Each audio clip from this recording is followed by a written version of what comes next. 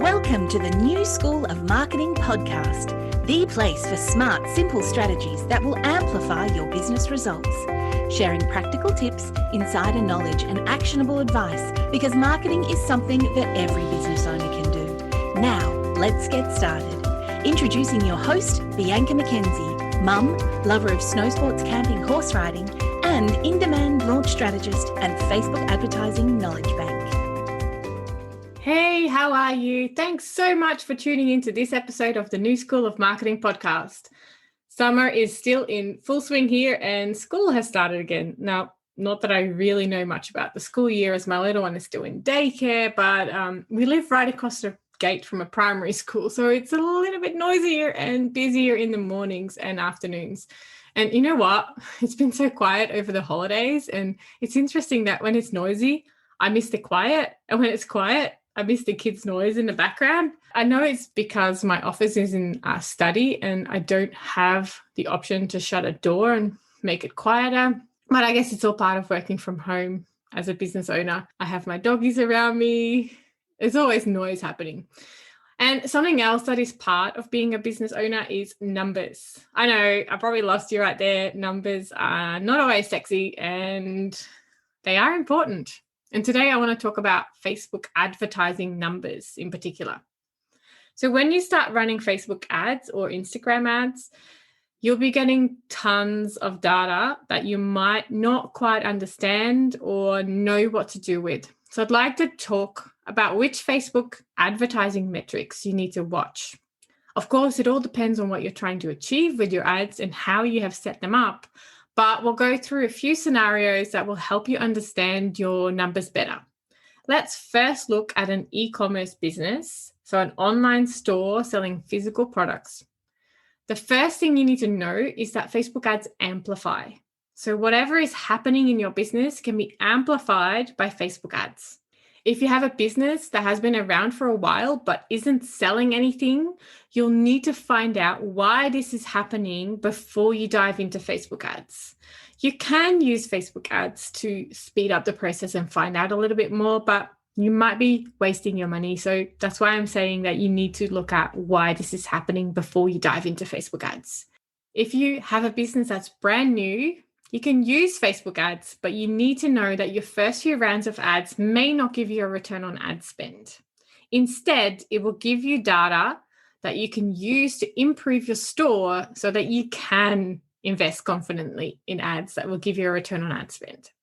So now that I've said that, which metrics do you need to be watching once you start advertising? As an ads manager, I watch all of the metrics, and you should too. But there are a few that I pay close attention to. Number one is link clicks and CTR, which is click-through rate. One of the metrics to be watching are your link clicks together with your link click-through rate. Your link clicks will be telling you how many people clicked to be taken to the website.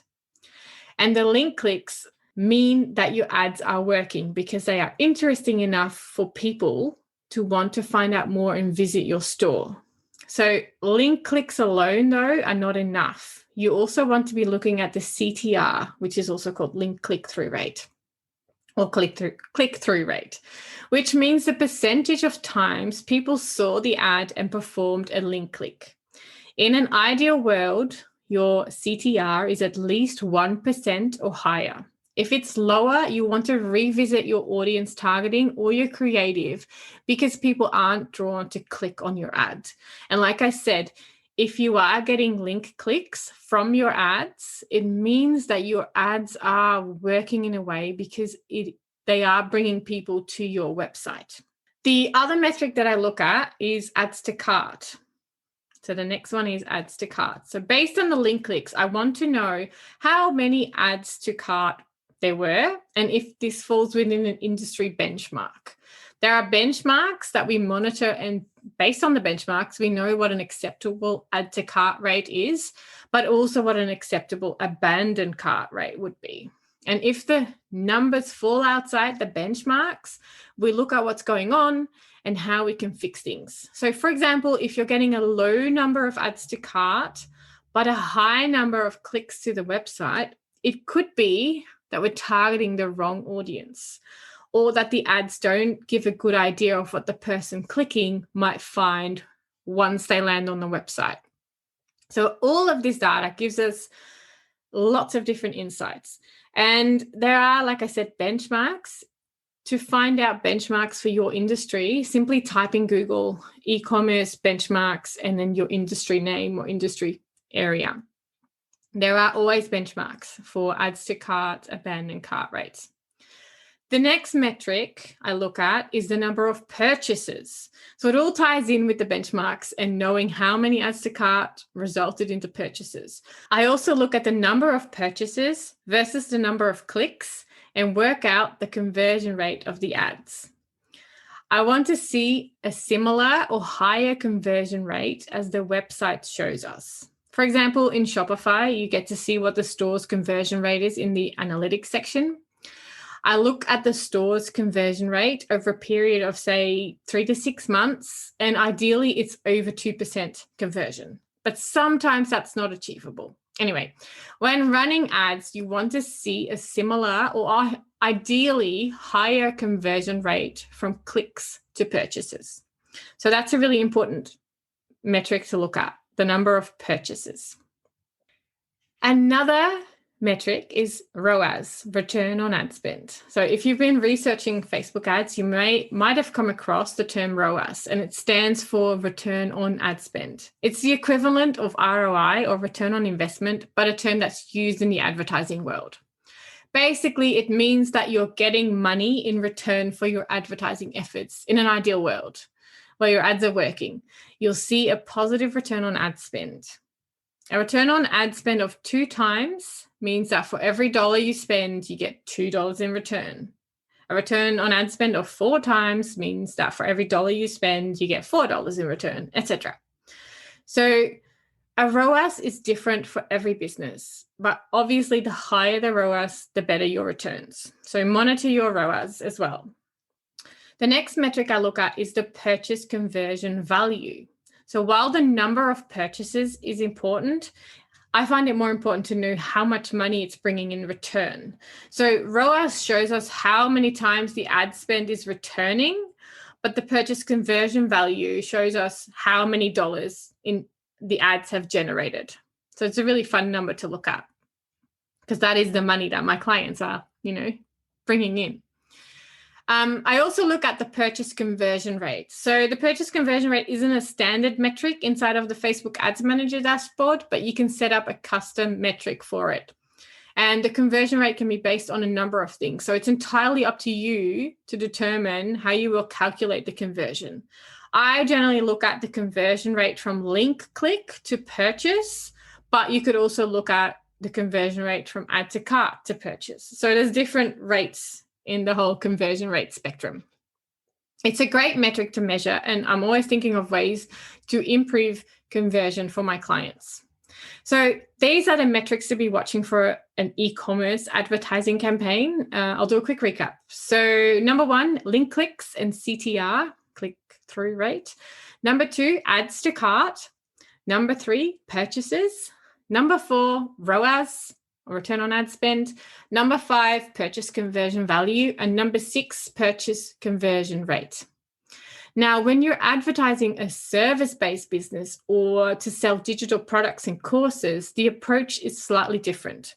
You'd ideally be using a funnel to lead someone from getting to know you towards purchasing from you. Most of my course creation clients have funnels with a free download and or webinars. So we advertise for leads instead of purchases immediately.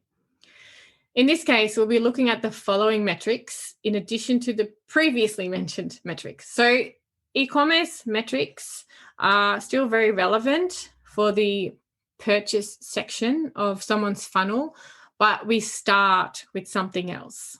So first up, leads. As I said, for service-based businesses and course creators, the top of funnel campaigns are often lead generation campaigns, generally done through offering a freebie or also called a lead magnet. And we look at the number of leads that come in from the advertising campaign. So number 1 is leads. The second one we look at is the cost per lead, because we want to know how much it is to bring in a lead. Well, there's a lot of advice on lead costs and how much you should pay or shouldn't pay. I'm not going to give you a set number because it entirely depends on your funnel and on your offer. It's important to track your cost per lead and measure it against your conversion rate and the price of your offer. The main thing is that you make more money than you spend in the end. So if your offer is $2,000 and your conversion rate is 3%, it is okay to spend more on the lead than you would be if your offer was $200 and your conversion rate was 1%. It's all relative. So you need to work out what is a good or an acceptable cost per lead in your business. Number 3 is lead conversion rate. One more important thing to measure is your conversion rate from click to lead. And again, there is so much advice out there on what a good conversion rate is for a lead magnet. Most experts say that 20 to 25% is a good conversion rate. And for some industries, it is. And for other industries, 60 to 70% conversion rate is a regular thing. Again, measure it for your business. Make some tweaks and see if you can improve it. So that sums up all of the metrics to be monitoring. A quick recap of the additional metrics to be watching if you sell through a funnel. Number 1 is leads, so the number of leads you bring in. Number 2 is your cost per lead. And number 3 is lead conversion rate. So how many people from clicking end up signing up to your free lead magnet. Remember that everything is relative and it all depends on what your business is and what you sell. Do some research into benchmarks in your industry so that you have some idea, but also always strive to get to know your ideal client better so that you can make improvements and run better Facebook ads. That's it for this week. Thank you for joining me on this episode of the New School of Marketing podcast. I hope this episode was helpful and I can't wait to share more marketing tips with you next week. If you're ready to take your business to the next level with Facebook and Instagram advertising, make sure you visit newschoolofmarketing.com to download practical free resources, plus subscribe to the podcast and never miss an episode. I can't wait to go on this journey with you. Until next time, take care and market your business every day.